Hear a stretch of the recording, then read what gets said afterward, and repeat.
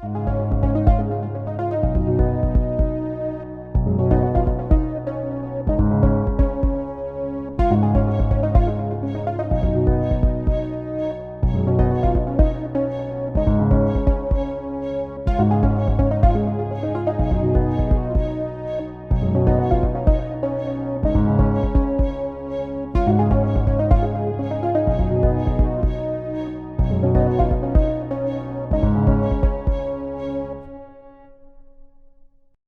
everybody, I want to welcome you and thank you for investing in the Shareholders podcast. It's Monty Mont here again.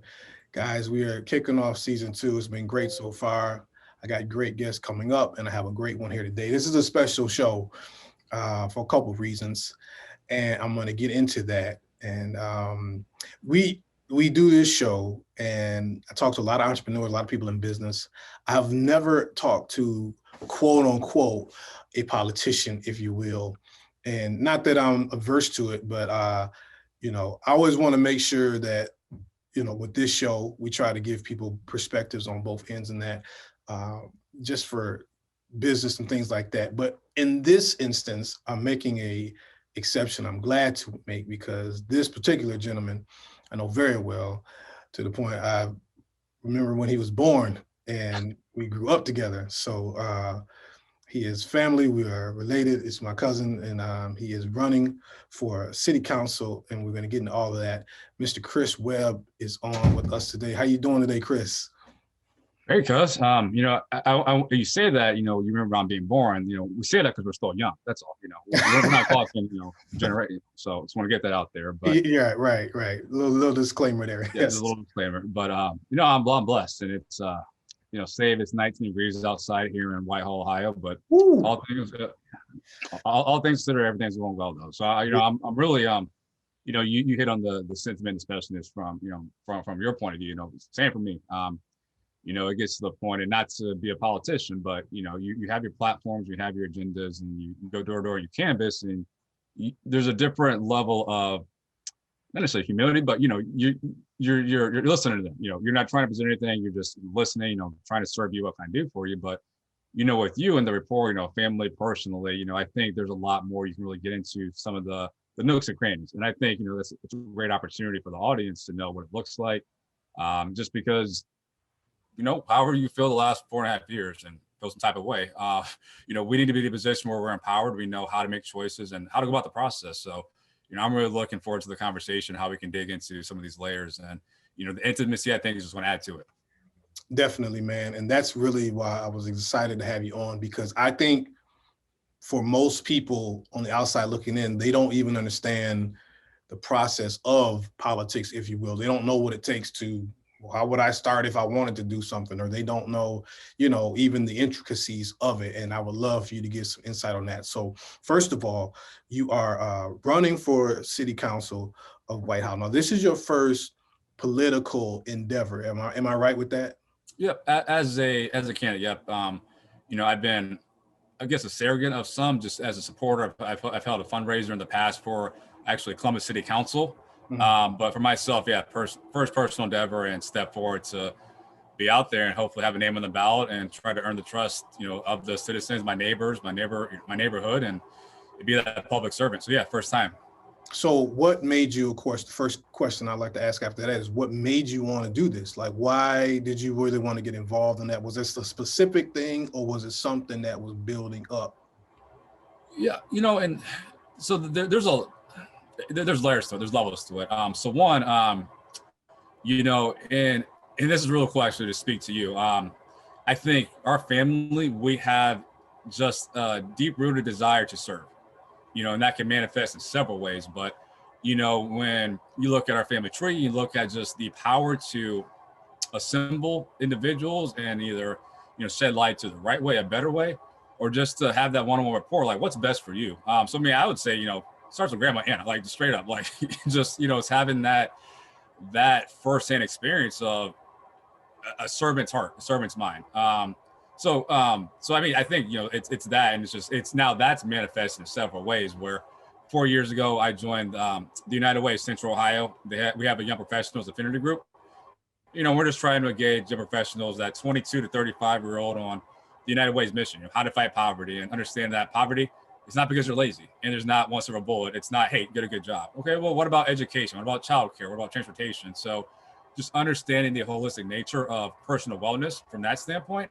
And you just have more conversations with the community, and you just listen. I mean, really, I think you just listen and you want to find solutions. And I'll say the inflection point, national politics aside, just these last 4 years, I think we had to take a real deep look at yourself and how are you exercising your voice on a political, level and in a manner. And, and it's not just president, vice president, governor, it's your state Supreme Court, it is your city council, it's your city, auditor, it's your city attorney, it's your county commissioner. So just understanding that, we may turn on to MSNBC, CNN, Fox, whatever, your choice is. There's so much that, can speak to politics in a bad light. Ultimately, politics is local. I mean, you may have more effect on somebody's wellness as city council and doing things as far as, we're going to support only construction that is union backed, for example. That doesn't even get to, the cable news, but, that can be a real life matter here from individual and the family and their road to middle class. So for me, it's a family aspect, it's the personal, volunteerism. And then really just these last 4 years, taking a really good look at, how do I want to exercise my voice? And I'll say, being very candid, the last half year, I've tried to reach out to my local city council member, say, hey, this is what I do in the community. I'm very involved. I'm on the Education Foundation board. I'm on the chamber board. What can I do? Got nothing back. And I'm like, wait a minute. I'm not to be arrogant, but I'm pretty connected. So if I know how to reach out to city council and say, hey, this is me and this is what I do, what can I do? And you can't reach back to me. I'm like, okay, then what about my neighbor? Does he or she have any chance of just connecting with city council? Are they transparent? Are they being accountable? So I think that's ultimately, I say ultimately, but it's a slow burn that, really caught a fuse for the last 5 years. And really the last 5 months, it's like, why not me? Why not do it and see if I can, be that voice and try to be truly representative of the community. You know what, man, you just said some amazing things just now. And first off, I'm gonna go back when you said it is about serving. And I think people don't realize that your elected officials are public servants. Even the police, the fire department, these, what I mean? They are there to serve you as the community. And I think there's a disconnect because most people, they know they elect the president and all that, and that seems so far away. But you also just said it is really more about local. And I don't think people, I bet you most people, I know I'm a little sometimes guilty with this. They don't even know who the county commissioner is. They don't know who the city auditor is. They don't even know who these people are. Now we know other things, I'm sure in Ohio, they know the defensive back name for the Buckeyes, you know what I'm saying? Stuff like that. But they don't know, who is this person on the ballot? We've all been in the ballot and you see these names and you have no idea who these people are, but they are there to serve you. And so the fact that you said when you went to them, you didn't hear back. And so now you as a citizen, they're like, well, then if I didn't hear back, let me maybe do something about that. That speaks volumes. And I also want to say, I think we will have more Chris Webbs, if you will, coming out, especially after what's happened in these last 4 years. I think a lot of people are now inspired to do more in their communities because of that. And so I'm glad you said that part too, because I feel like there's a whole generation now of young people, and not even just young people, but people in general who are like, if that's what's going on and I can make a difference to change some things, I'm going to do it. So I'm glad you said that as well. So why city? Why commissioner? What made you for that position? So yeah, before I get to the why city council, you hit on something that I think I really want people to not only hear but really internalize. So, you have politicians, and you have elected officials. You have some elected officials that are great politicians. You have some that are terrible. You have some politicians that are great politicians, bad elected officials, public servants. So, ideally, you have somebody that's truly a public servant. They know how to be a politician, to enact change, to build consensus. But you can have politicians in the corporate workforce. I mean, we talk about office politics, that's what it is. So I think what you're speaking to, some of it's just, you have to decouple the thought of a politician and a public servant elected official. And yes, there's overlapping, but, ideally, you're better at, one or the other, and ideally you're best at being a public servant. So, and for me, that leads into the city council run where it's, it does go back to the transparency and the access with the current Ward 3 representative who he's not running against. So it's not going to be an incumbent. It's me versus a new challenger as well, Amy Smith. So, I wish her the best of luck. Have a positive campaign and, being the best person win that the ward sees. But it comes back to that mindset of let's stop being politicians, really, and let's be the public servants. And you know what? If somebody wants to reach out, email, Facebook page, they have the right to do it, and they have the right for me to engage with them. And maybe it's arrogance, maybe it's being naive, but I know how Facebook posts can get. So what? That's your job, man. They're electing you to represent them, and the minute that you say, yeah, your voice is invalid, you're not doing your job. At least that's my opinion. So, and there's other things. Whitehall, since it's been incorporated since 1953, has never had a Black councilman. We have a councilwoman, Lori Elmore, who was elected in 2019. So, you speak on 66 years, some 60 odd years of not having a Black council member in a city of 19,000. That's a minority majority. 37% is white Caucasian, 36 is Black. Again, how are you being represented? Yeah. So, you speak to that, the demographics, and really it's, it's trying to bring an earnestness to governance that I think, a lot of institutional trust has eroded the last 4 years, unfortunately. So again, for me, it's the accessibility.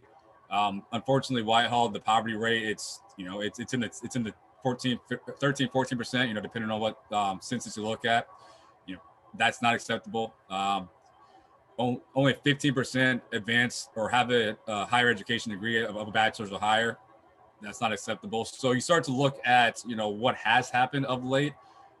Let's put the body composition aside and, whether it does reflect you or not. Just the reality of the day-to-day existence of the Whitehall citizen.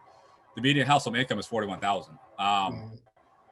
That's a hard way to live, especially when you're looking at children. If you're trying to advance them to college. So, it really comes down to, I think the leadership needs to have, a little P progressive, not progressive like, an AOC, and nothing against AOC, but just truly a progressive mindset of how do we move this forward? And fortunately, I've been very blessed of having a network in Central Ohio where, I grew up in Whitehall, graduated from high school here, but I have experience in the greater Columbus community. And I see that as an inner suburb, we need those partnerships. We need those ties where we can start to think big picture of some of these challenges, And so for me, it's the why is the accessibility. It's, being open to also be able to be held accountable, having the voice, being representative of the body, and really trying to bring dynamic change that unfortunately has not existed. So that leads me then to this, because I really want people to understand, and let's just break it down for laymen. What exactly do you have to do to, first of all, get on the ballot? Like Joe Citizen just can't walk up and say, I'm doing this. Like, can you literally tell us what it takes to run for a city council spot? Yeah, and I appreciate the question, because that, for me, that's bringing transparency and accessibility to the process. So to start, you want to do your research at your board of elections. So, for me, if it's Franklin County here in Columbus, Lansing, it could be Ingham or Eaton County, Clark County in Las Vegas, wherever. Just start with the board of elections. They're going to dictate deadlines. So the way that the Whitehall charter is city council, no matter what, it's by default, it has a primary election. Now it would, depending on the number of candidates, it's whether or not we do actually have a primary, but it's structured no matter what to at least go through the process to run in a primary. So what that means is I go to Franklin County Board of Elections website. I say, hey, I am running. I put my name out there just to have a petition. So, first step is go to your Board of Elections, seek out the petition. You do need to register to have the petition. It'll give you the list. Okay, what municipality, Columbus, Whitehall, another suburb here, Bexley, Roseburg, whatever. You click your municipality, you click your race. Then it'll give you instructions as far as, okay, to be on the ballot, you need to have your petition certified by this date. So for Whitehall, a petition needed to be certified, or it needed to be turned in 90 days in advance of a primary. So the primary would have been May 4th. So that means I had to turn in a petition with the Board of Elections by February 3rd. Now, from there, the city and the municipality determines what that petition needs. So for Whitehall, we only needed 15 signatures on residents in the race you're running for. So I just needed 15 residents who are registered voters, and that can be a hiccup there, because you may be registered and you have moved. You're no longer registered at that address. So you need, or it could be a matter, you change your signatures and your signature doesn't match what's on file with the Board of Elections. So you need 15 valid signatures of residents in your ward to be certified as a candidate.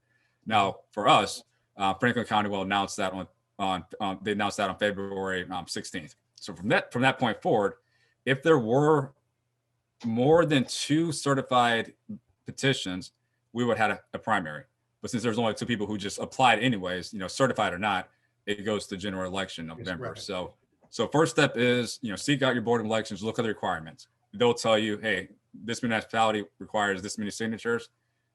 Start getting your signatures. You get your petition turned in by the deadline, get certified, have a primary or not. Once you're certified, you're on the ballot. Now, let's say there's ways, whatever happens, you're not certified. Some municipalities allow you to be a write-in, some don't. But the first step is petition signed, certified, then you have the opportunity to run because you're on the ballot at that point. Okay. And even with that, there's stuff where, Franklin County, it says, your petition needs to be printed on 8x14 legal paper. Who has 8x14 paper? I mean, I had to go to Staples. I mean, but it's just things like that. And, we can speak on systems now as far as, hey, is that an intentional barrier? But just, you do want to, cross your T's, dot your I's in the steps, because you don't want to invalidate yourself from the process. Right. So, there's steps where you need to have your petition signed by you before you collect signatures. You can't come back and be like, because then that's what make your petition invalid. You also, as a candidate, cannot sign your own petition. You can circulate your petition and you can have others circulate it for you, but you cannot sign your own petition. So yeah, just look at the details and really, print them out, have them somewhere, because the worst thing is you get 1,000 signatures, whatever, and somewhere along the lines, you did not do something right and you're no longer valid. Yeah. So that's the process. And then, once you are certified by the Board of Elections, it's a game on. Hey, you're a full-on candidate. You start campaigning and meet the people, shake hands, kiss the babies, and get after it. Today's episode of the Shareholders podcast is brought to you by Taste and See Catering, owned by Rosemary Wade. She does single meals, meal prep, or even full-on catering. She is a world-class trained chef. Guys, the food is amazing. I promise you, you will not be disappointed. But if you can do me a big favor, go to her Instagram. It's Taste and See 14, or to her Facebook, Rosemary Ann. You will get information there to vote for her. She is up for the 2021 Favorite Chef Award. It would really be a blessing if we could support her and vote for her. It would do her heart good. And then get some food while you're at it. I highly recommend the shrimp and grits, but everything she does is great. Check it out again. That is Taste and See Catering. Please be a blessing to her. I'd appreciate it. So that's exactly what I wanted to hear, because I think sometimes, stuff doesn't go our way and we love to complain, but then nobody wants to do anything about it. So Chris just broke down, just for city council, what it takes, and to do your homework. They make it difficult for a reason, because they don't just want anybody jumping into it. You got to really, like he said, dot your I's, cross your T's, make sure everything's in order. You know what I'm saying? And now that things are in order, now for you, do you now have a system, or because this is your first time ever doing this, did you kind of model what you're trying to do after someone? Did you watch somebody else do it? So there's not actually a model that I'm going off of, but so I guess for anybody who is interested, and not to skip the step, but I gave you the breakdown of the logistics of how to be a certified candidate. I would also say, look at your local, your county, whatever party you affiliate yourself with. There's gonna be a website or something. So just start having coffees and say, hey, hey, I'm just interested. Tell me your experience. So the more you can go through that, the more you can understand, who can be an ally, who can be a mentor. So for me, one of my good mentors is Columbus City Council President Pro Tempore Elizabeth Brown. She's Ohio senior senator Sherrod Brown's daughter. So she's been in politics since she was born. But she's a good ally just to say, hey, you got to consider this and look after that. So there's not really like a model, but you do want to have a quote unquote a kitchen cabinet, just somebody that you can trust. They know you, they keep you aligned. Starts to help you shape some of that narrative, some of your priorities.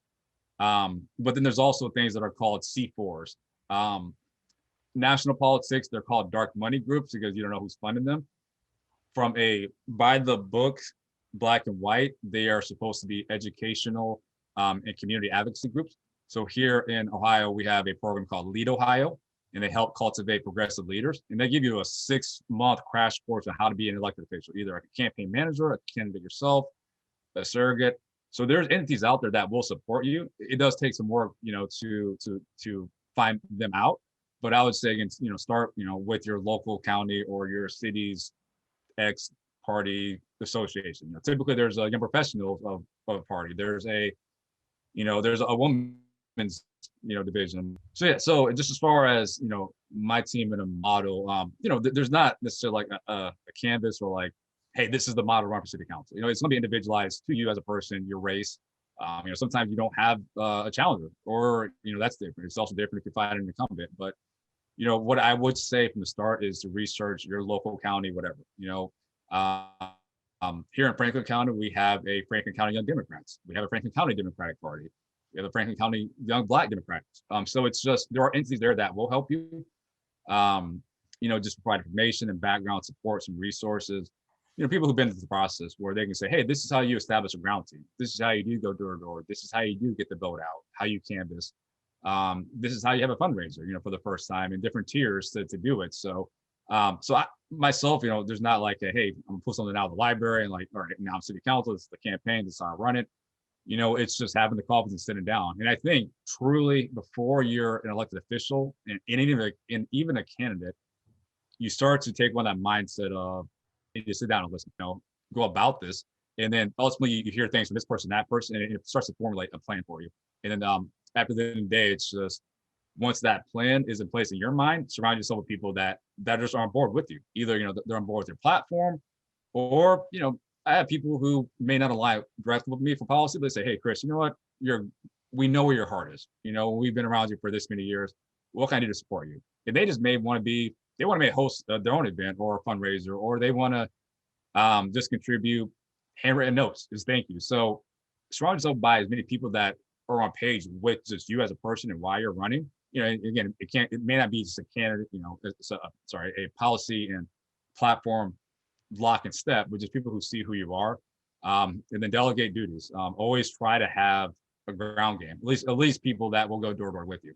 Especially nowadays, you have no idea what somebody may answer the door with their mindset, and take in as many out. What do you think will ultimately get you? They call it a win number. You do your history, you look at, you go again back to your board of elections. They will list all recent past elections. You want to figure out, okay, the last 4 cycles, what did the winning candidate in my race get? So, okay, did they get 200 votes, 250, 230? You want to figure out some sort of target and say, hey, you know what? I have to get a team that's going to get this target of, yes, I'm going to vote for you. Boom, get it done.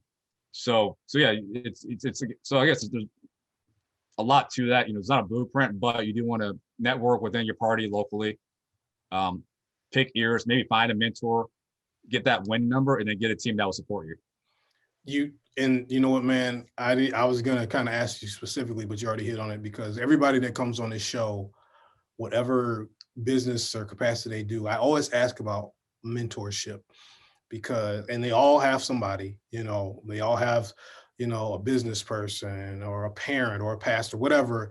And I love to hear that, because it lets people that are watching this know you just can't do it on your own. You have to have somebody to help and guide you, or else you're going to make mistakes you wouldn't need to make, where that person that's already been through it, they're going to be like, no, do this instead of that, and that'll help you. And so wrapping it up with Chris Webb, who is a really great guy, and I really been glad to have him on.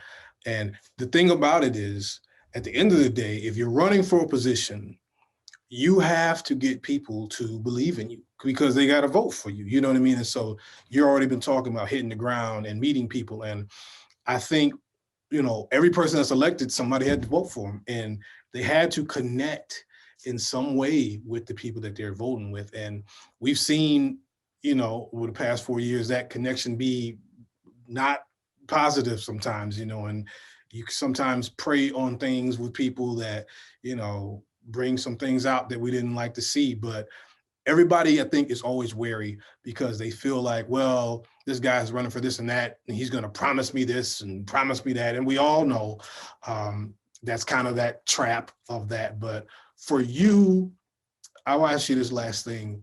What is it that when you meet a person in your ward that they're going to hear from you that is not different from another person, but is just genuine from yourself? Yeah, and that's when you ask that, everybody should have their answer, like right off the bat. I mean, if not, then why are you running? I mean, because there are people that will try to mold their conversation for, all right, I'm gonna talk to Joe Smith and tell him this, and I'm gonna talk to Kristen Adams and tell her that. It's like, which one are you?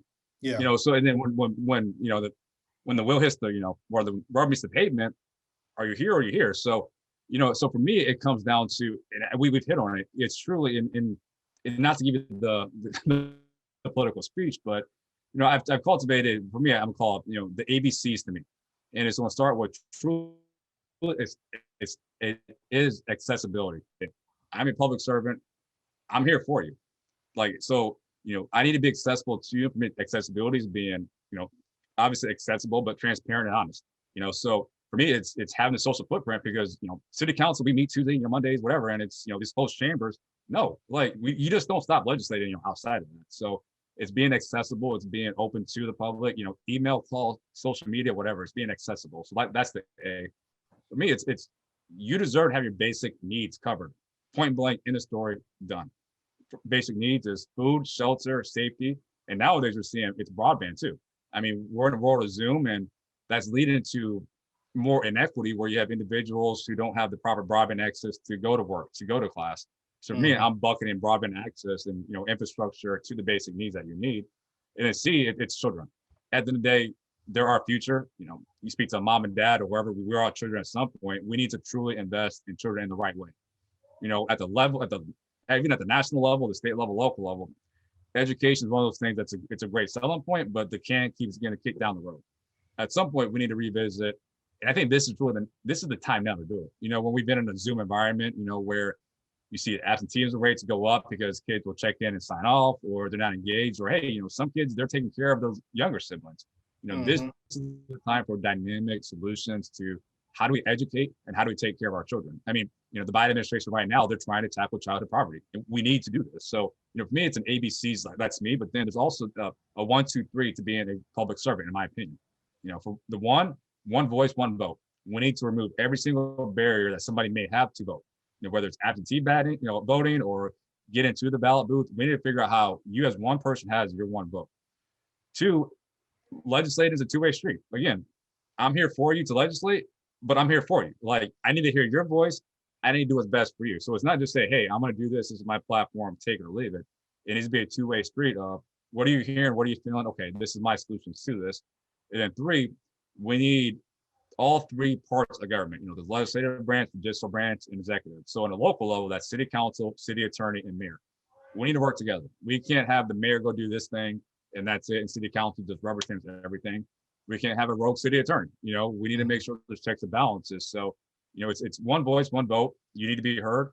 It's a two-way street. You need to be heard, and we need to act the right way. But we all need to work together to have true checks and balances to be effective, public servants. So for me, I mean, that's me, I guess. That's why I'm bringing it forth, and please hold me accountable. If somebody says, hey, you're not accessible, that's the first thing I'm saying I want to be. So, yeah, so that's that. The basic needs, there's obviously aspects to fighting hunger and, it's affordable housing, but, that needs to be done. The children. So, I guess, not to give you the platform, but, that's the why me, I guess. And, that's the conversation you have with everybody. I mean, I don't think you can speak to somebody and not hit on one of those, ABCs. Seriously.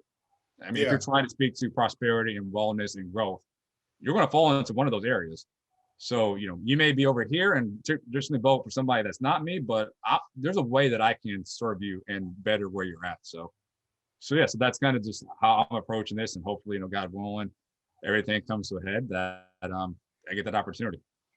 Man, that's awesome. And I love that you keep stressing accessibility, because honestly, people kind of feel like their elected officials are so far away and all that. But if I feel like if people felt like, yeah, you know what, I can actually send an email, not that they have to answer everything, but you know, in a certain capacity, they feel like, okay, they're actually connecting with us. I think that goes a long way. So please, man, just before we go, let people know where they can find you, your accessibility, and where they can just be a blessing if they just want to help your campaign out. Yeah, and I'm open to any and every voice, you know, whether or not you're in my ward or not, just because, you know, the conversation we had, I want more people to have that knowledge, you know, because there's Yes. things that you want to step forward with or somebody may want to work with, but they had no idea how to do it. So if I can be an advocate for you, whether or not you're in my ward or not, you know, please, by all means, reach out. So, you know, the social media, the Facebook, the Instagram, it's Webb for Whitehall. So WEBB Webb for FOR in the Whitehall, WHITEHALL. That will be also the website, webforwhitehall.com. That should be launching here by no later than March 1st. You know, and then that's where you have a lot more of the platform, some of the deep dive, you know, just, okay, what exactly is my plan to support children, you know, and, you know, what does that look like from a kindergarten readiness plan? So yeah, everything's Web for Whitehall. Right now, social media is pretty active. Just, again, not to keep harping on it, but it's accessibility. You know, I shared the process of what it looks like to be a certified candidate and, you know, just share information on, you know, some stuff that's happening in the greater Columbus area that affects the residents here in Whitehall. So, you know, that's not going to stop, win, lose, anything, you know, because I think, you know, it's what I've sensed throughout this, just going door to door, is people want change and they want meaningful change. And for them, change is being heard.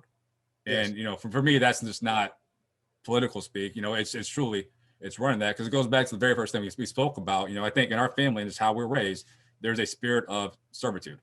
And it's, you know, what can I do? How can I be my brother's keeper?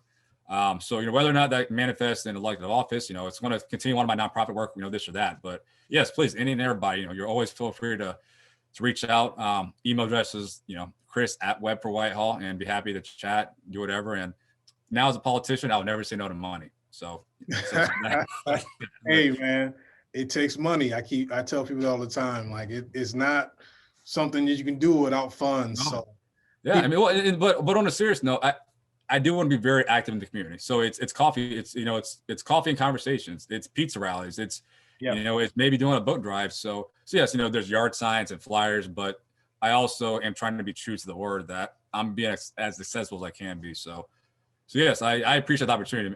You know, this has been a blessing just to have the conversation, and this really inspires me to continue to carry on, just because there's power in us. But you know, there are obstacles, but we can do this, you know, and we need to do it. And you know what's funny, man, is just the fact that even where you're starting at, it's just the fact that you are starting. You know what I mean? I mean, we're hoping that you win and things like that, but just the fact that you're actually, when you first called me and told me that, I was so excited for you, because I mean, again, I don't have political aspirations, but I was just like, yeah, man, that's something that we need. People, let me tell you something. Chris will talk to you. I mean it. Even if you're a young person that's listening to this, you don't got to live in his ward. If you're just thinking about, maybe I want to hit him up, because he knows way more than me, of course, about this, and he will take the time. I'm telling you, he's a good guy. Let him know you're interested in something, or let him know if you want to know more about the city council or whatever thing. This is the kind of guy that is we are. This is just going to be the theme of this one today, is accessibility, and he will talk to you. He's not too big that he won't take some time. And please hit him up, man. I'm so glad that you came on the show. You guys already know, hit us up, Shareholders Podcast. And this probably will not be the last time Chris will be on, of course. Now that he might have to be our resident political advisor for the show. I have to give you that title as well. There we go. Yeah, well, let's start dreaming. You know, then, you know, down the road, we then we got the lights of Nelson CNN, and man, we got See, we got, first things first. You know what I'm saying? Have you up on the panel with all the folks. So thank you for coming on, man. I appreciate you. And we're definitely praying that things work out in your favor. All right. Thank you, guys. Appreciate it. Continue the work. You know, and this has been, you know, the more I learn what you're doing, you know, you're advocating in ways you don't know. Seriously. So just the more that, you know, we can bridge some of these gaps and be, again, accessible, the better. So I appreciate the opportunity. I truly do. All right, man. Well, you guys know what to do. Keep checking us out. Be blessed and stay sharp.